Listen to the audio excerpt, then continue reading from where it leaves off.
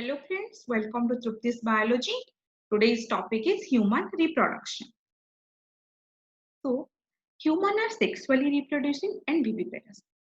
इसका मतलब क्या है? जो ह्यूमन बीइंग में रिप्रोडक्शन देखा जाता है वो सेक्सुअल रिप्रोडक्शन होता है, ठीक है। तो विविपेरस का मतलब क्या है? फर्टिलाइजेशन इनसाइड होता है। इसका मतलब फर्टिलाइजेशन होने के बाद क्या होता है? जाइगोट फॉर्मेशन होता है। तो जाइगोट जो डिवाइड होके यंग वन में बनेगा वो इनसाइड द मदर उम यानी कि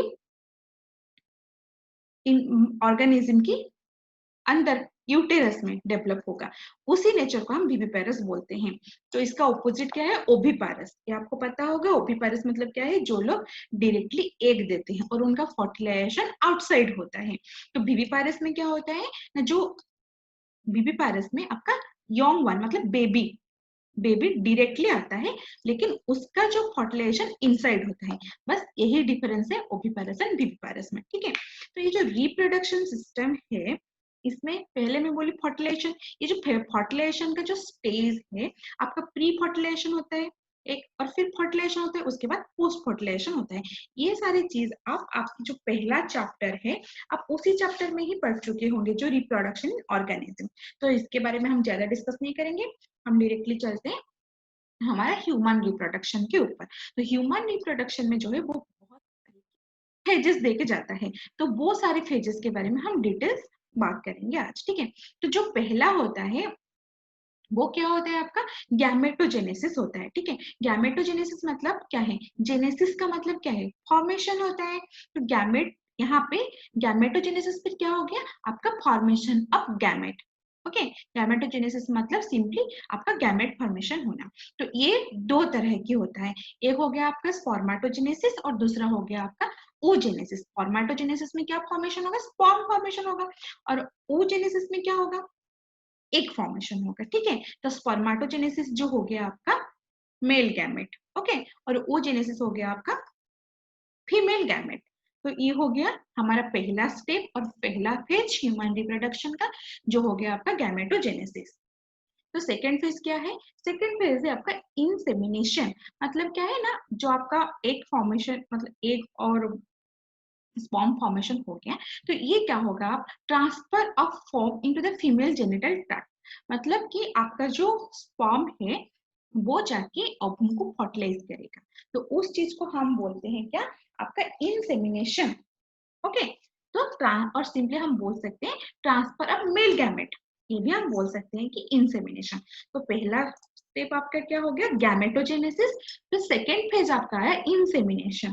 देन थर्ड स्टेप आपका है फर्टिलाइजेशन। ओके, मतलब fusion of male and female gamete. ये हम फर्टिलाइजेशन के तहत पढ़ चुके हैं। आपको अभी जो विविपेरस बताई मैं आपको, वो क्या था? इनसाइड फर्टिलाइजेशन को हम बोलते हैं viviparous nature. Okay, so fertilization of sorry fusion of male and female gamete को हम बोलते हैं क्या? फर्टिलाइजेशन। जिसके मतलब क्या होगा? फर्टिलाइजेशन होने के बाद आपका जाइगोट फॉर्मेशन होगा, ठीक है। तो ये हो गया आपका फर्टिलाइजेशन। उसके बाद आपका आता है डिविजन और क्लीवेज। इसका मतलब क्या है? जब आपका जाइगोट फॉर्मेशन हो गया, वो अब क्या होगा? वहां पे जैसे डिवीजन होगा, ठीक है। बहुत मतलब सेल का डिवाइड होगा, डिवाइड होके वो क्या बनेंगे? ब्लास्टोसाइट बनेंगे, ठीक है। तो उसके बारे में हम डिटेल्स में फिर पढ़ेंगे। तो नेक्स्ट आपका इसके बाद क्या आता है? आपका इम्प्लांटेशन। इम्प्लांटेशन का मतलब क्या है? इम्प्लांटेशन का मतलब ये है कि आपका जो मतलब वहां पे बन गया वो डिवीजन होके फर्टिलाइजेशन होके जाइगोट अब जाके क्या करेगा?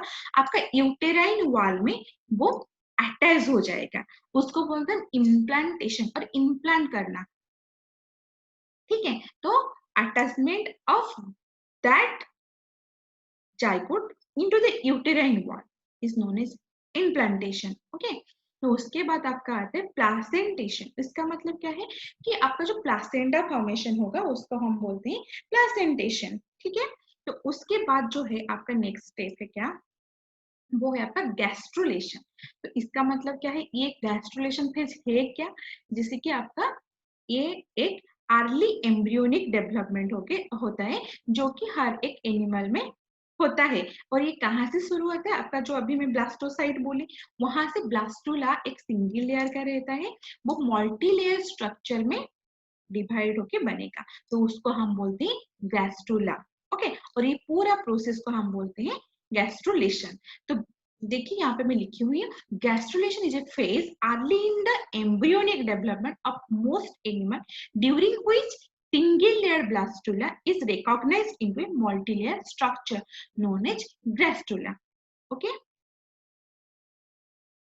Before the gastrulation, the embryo is a continuous epithelial sheet of cells. By the end of gastrulation, the embryo has begun to differentiation. तो अभी आप समझ गए होंगे गैस्ट्रुलेशन है क्या। जैसे कि पहले आपका हो गया क्या, आपका फर्टिलाइजेशन होगा यहाँ पे, उसके बाद वो उसमें लगातार डिवीजन होके वो बनेगा ब्लास्टोसाइट, और उसके बाद इम्प्लांटेशन होगा, फिर प्लेसेंटेशन होगा, फिर आपका हो गया गैस्ट्रुलेशन। ओके, तो ये जो गैस्ट्रुलेशन है इसमें एक्चुअली में होता है क्या है, यहाँ का जो ब्लास्टोसाइट था वो सिंगल लेयर था। ओके, सिंगल लेयर था। तो यहाँ पे गैस्ट्रुलेशन जो है, यहाँ पे 3 तरह के जर्म लेयर फॉर्मेशन होगा, जो आपका होगा एक्टोडर्म, एंडोडर्म एंड मेसोडर्म। ये तीनों लेयर अभी फॉर्मेशन होगा कहाँ पे, गैस्ट्रुलेशन पे। ओके, तो गैस्ट्रुलेशन के बाद नेक्स्ट स्टेप है आपका ऑर्गेनोजेनेसिस।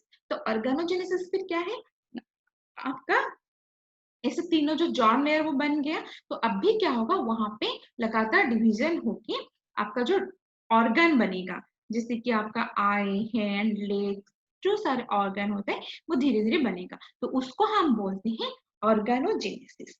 ओके, तो उसके बाद आपका आता है पार्चुरेशन। इसका मतलब क्या होता है, जैसे कि मतलब आप देखते हैं ना, जो एम्ब्रियो पूरे एम्ब्रियोनिक स्टेज से ले लेंगे, तो जो बेबी एकदम से मतलब बन जाए, उसके बाद जब बेबी का डिलीवरी होता है, उस टाइम को हम बोलते हैं, यहाँ पे मैं लिखी हूँ देखिए, expelling a fully form embryo from the body. मतलब कि एकदम से जो टाइम, मतलब बेबी एकदम से अच्छे से उसका डेवलपमेंट हो गया, और जब वो डिलीवरी होता है, उस वो हम बोलते हैं पार्चुरेशन। ओके, तो ये समझ में आ गया कि हम एम्ब्रियोनिक स्टेज से लेके पूरा, अगर हम सिंपली बोलेंगे एम्ब्रियोनिक स्टेज से लेके ऑर्गेनोजेनेसिस होके एकदम से कंप्लीट डेवलपमेंट होके पूरा वो आउट में आ जाए, तो उसको हम बोलते हैं पार्चुरेशन, उस टाइम को। ओके, तो यहाँ पे एक चीज है आपका जेस्टेशन पीरियड। ओके, ये क्या होता है, ये होता है आपका, जैसे मैं पहले बोली कि आप यहाँ पे जो पार्चुरेशन में क्या है आपका, कि मतलब जो एम्ब्रियो डेवलप होके फुल्ली एक बेबी बन गया था, उसके बाद वो बाहर आता है, तो उसको हम पार्चुरेशन बोलते हैं। तो ये गेस्टेशन पीरियड क्या है आपका, फर्टिलाइजेशन से शुरू होता है, पार्चुरेशन पे खत्म होता है। ठीक है, फर्टिलाइजेशन शुरू होता है, पार्चुरेशन में खत्म होता है, तो ये टाइम ड्यूरेशन जो रह गया उसको हम बोलते हैं गेस्टेशन पीरियड। ओके, तो ये ह्यूमन बीइंग में नॉर्मली 280 डेज होता है।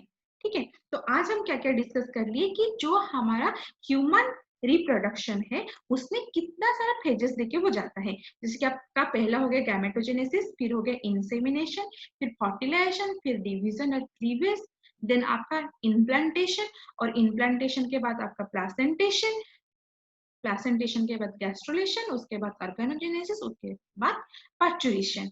ये है आपका टोटल स्टेप। तो हम नेक्स्ट क्लास में क्या पढ़ेंगे कि मेल रिप्रोडक्टिव ऑर्गन। मैं आपको पहले भी बता चुकी थी कि हम पहले आज स्टेजेस पढ़ेंगे, उसके बाद मेल रिप्रोडक्टिव ऑर्गन पढ़ेंगे, उसके बाद फीमेल रिप्रोडक्टिव ऑर्गन पढ़ेंगे। ठीक है, थैंक यू।